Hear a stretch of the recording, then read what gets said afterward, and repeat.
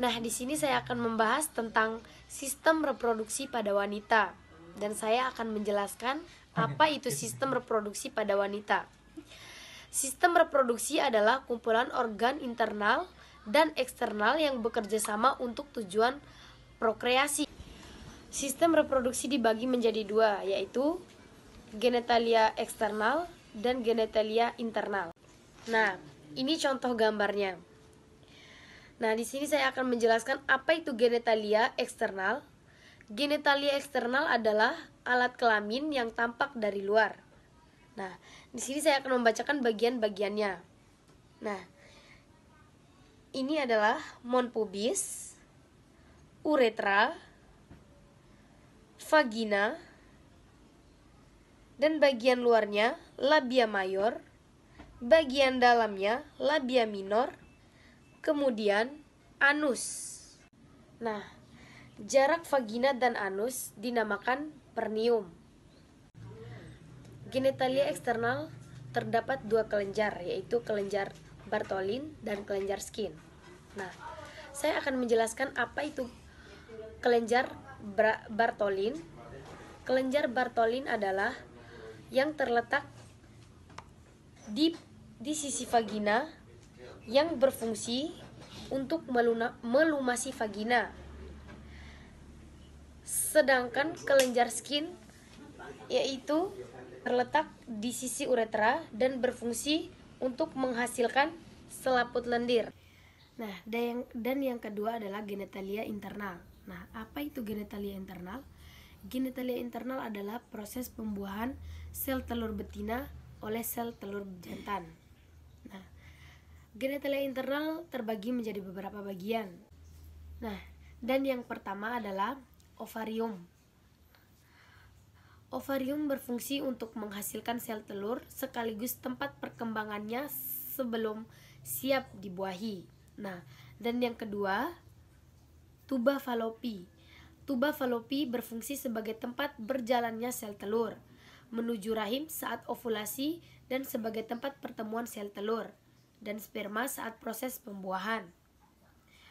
Yang ketiga, uterus. Nah, uterus berfungsi untuk memelihara sel telur yang telah dibuahi dan berkembang menjadi janin sampai bayi cukup dewasa dan dilahirkan. Nah, dan endometrium. Endometrium berfungsi sebagai tempat menempelnya sel telur yang sudah dibuahi. Nah, dan yang terakhir, serviks. Serviks berfungsi memproduksi lendir atau mukus.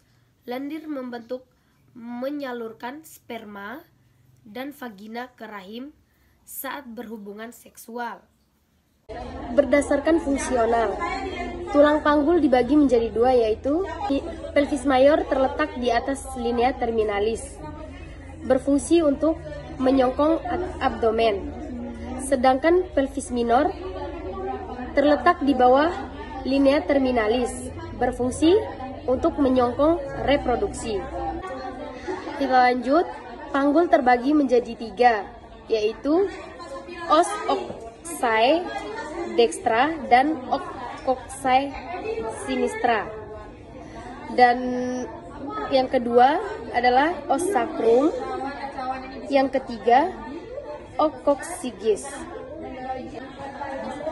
Os ilium dibagi lagi, yang pertama os kristal iliaca, benjolan pertama, os pinna iliaca anterior superior, benjolan kedua, os pinna iliaca anterior inferior, dan benjolan yang di belakang adalah spina iliaca posterior superior, dan yang di bawahnya spina iliaca posterior inferior. Selanjutnya di bagian isium dibagi menjadi 4 bagian, yaitu os pubis ischiadica, os foramen obturatorium, os acetabulum, os spina ischiadica. Bagian sakrum, inframontorium, Kalau yang berlubang-lubang ini namanya os foramina sacralin anterior. Selanjutnya kita lanjut ke atrikulasio atau sendi. Atrikulasio sacroiliaca, atrikulasio coccygeal, symphysis pubis. Sekarang kita lanjut ke otot atau muskulus bagian lunak. Yang pertama, musculus levator ani. Yang kedua, musculus gluteus maximus. Yang ketiga, musculus bulbus spongiosus. Yang keempat, musculus ischiocavernosus. Nah, yang kelima, musculus gracilis. Yang keenam, selanjutnya discasia spinarum, dari spina iliaca extra dan ke sinistra. Di bagian os sacrum, yaitu ini adalah os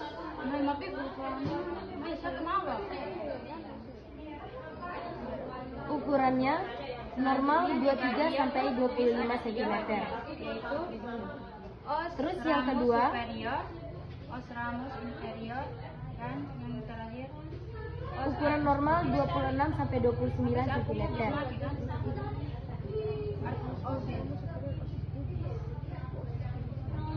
Dan yang ketiga, ukuran normal 18 sampai 20 cm. selanjutnya di bagian os Ukuran panggul dari symphysis pubis mengelilingi panggul dan kembali ke symphysis dan di pubis. bagian os sacrum, yaitu os promontorium, os yang berlubang itu os foramina sacralin anterior. Ukuran normal sampai lanjut lalu. ukuran normal Tahu anak kali itu langsung anak pehla langsung. Ukuran lalu. Os coccygeal Ada. terdiri dari 3 sampai 5 ruas tulang. Kita lanjut ke artikulasi. ukuran normalnya 80 sampai 90 cm. Artikulasi. Sekarang kita lanjut ke bentuk panggul. Yang pertama, panggul ginekoid. Yang kedua, panggul android. Yang ketiga, panggul antropoid. Yang keempat, panggul platypeloid. Nah, yang pertama, panggul ginekoid. Panggul ginekoid berbentuk seperti lingkaran. Dan ciri-cirinya, spina ischiadica tumpul dan tidak menonjol. Dan kemudian sudut pubisnya berbentuk bulat, dan bentuk panggulnya ginekoid ini terdapat 41% pada wanita. Nah, dan yang kedua, panggul android. Panggul android bentuknya hampir menyerupai hati atau jantung, dan ciri-cirinya adalah spina ischiadica lebih menonjol dan os sacrum lurus dan melengkung. Bentuk panggulnya terdapat 33% pada pria. Nah, yang ketiga, antropoloid. Bentuknya hampir menyerupai segitiga. Kemudian ciri-cirinya, spina ischiadica tidak menonjol. Nah, bentuk panggul ini sangat banyak ditemukan pada pria dibandingkan dengan wanita. Nah, yang keempat, platypeloid. Nah, bentuknya hampir menyerupai oval.